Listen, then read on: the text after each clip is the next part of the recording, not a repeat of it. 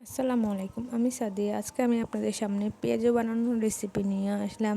আমি ডালগুলোকে ব্লেন্ডারে করে নিলাম, এর মধ্যে পেঁয়াজ কুচি দিয়ে দিলাম।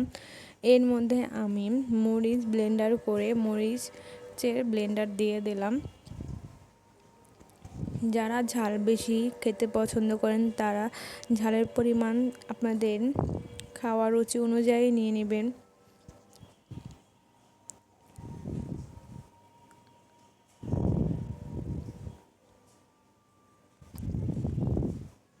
এর মধ্যে আমি লবণ দিয়ে দিলাম, 1.5 চা চামচ লবণ দিয়ে দিলাম।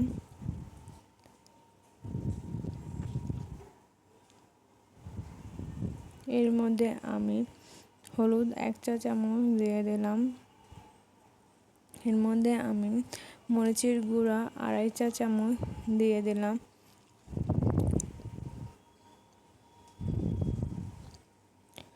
আর আমি এটির স্বাদ বাড়ানোর জন্য এর মধ্যে রাঁধুনির মশলা আমার স্বাদ মতো দিয়ে দিলাম। আর এটির স্বাদ আরেকটু বাড়ানোর জন্য এর মধ্যে আমি টেস্টিং সল্ট দিয়ে দিলাম। এই সবগুলো উপকরণগুলোকে আমি সুন্দর করে আলতো হাতে মিশিয়ে নিব। দেখতেই পাচ্ছেন আমি সবগুলোকে সুন্দর করে মিশিয়ে নিচ্ছি। মেশানোর পরবর্তীতে আমি এইগুলোকে হাতের সাহায্যে গোল গোল শেপ দিয়ে দেব।